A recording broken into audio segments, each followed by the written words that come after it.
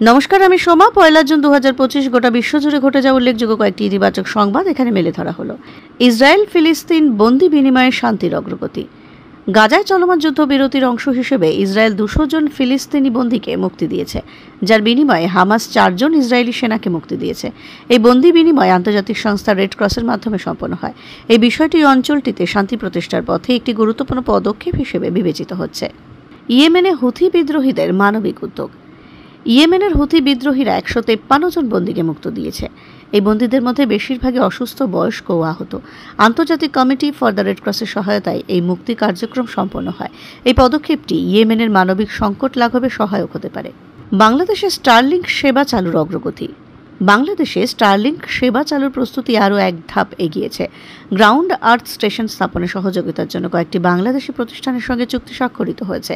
এটি দেশের প্রত্যন্ত অঞ্চলে ইন্টারনেট সেবা সম্প্রসারণে গুরুত্বপূর্ণ ভূমিকা রাখবে। যুক্তরাষ্ট্রে অভিবাসীদের স্বদেশে প্রত্যাবর্তন। যুক্তরাষ্ট্রের প্রেসিডেন্ট ডোনাল্ড ট্রাম্প শপথ নেওয়ার পর থেকে 17 দিনে প্রায় 11,000 নথিবিহীন মেক্সিকান অধিবাসীকে ফেরত পাঠানো হয়েছে। মেক্সিকো সরকারও দেশটির কারাগারে আটক নথিবিহীন অভিবাসীদের মুক্তি প্রদান এবং তাদের নিজ নিজ দেশে ফেরত পাঠানোর সিদ্ধান্ত নিয়েছে। এই পদক্ষেপটি অভিবাসন ব্যবস্থাপনায় একটি মানবিক দৃষ্টিভঙ্গির প্রতিফলন। দীঘার জগন্নাথ মন্দিরে প্রথমবারের মতো রথযাত্রার আয়োজন। পূর্ব মেদিনীপুরের দীঘার সদ্য উদ্বোধন হওয়া জগন্নাথ মন্দিরে প্রথমবারের মতো রথযাত্রার আয়োজন করা হচ্ছে। এই মন্দিরটি পুরীর জগন্নাথ মন্দিরের প্রতিরূপ হিসেবে নির্মিত হয়েছে।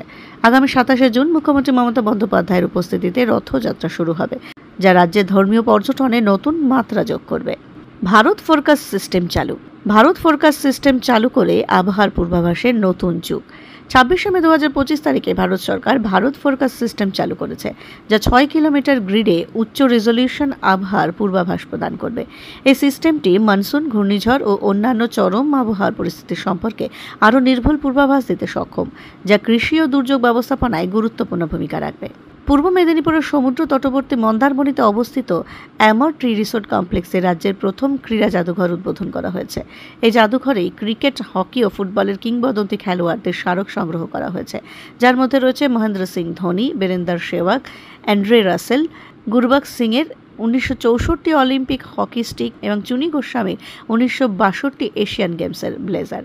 জাদুঘরটি প্রতিদিন দুপুর 12টা থেকে বিকেল 4টা পর্যন্ত দর্শনার্থীদের জন্য উন্মুক্ত থাকবে এবং প্রবেশ সম্পূর্ণ বিনামূল্যে। এই উদ্যোগটি রাজ্যের ক্রীড়া ঐতিহ্য সংরক্ষণ ও পর্যটন উন্নয়নে গুরুত্বপূর্ণ ভূমিকা পালন করবে।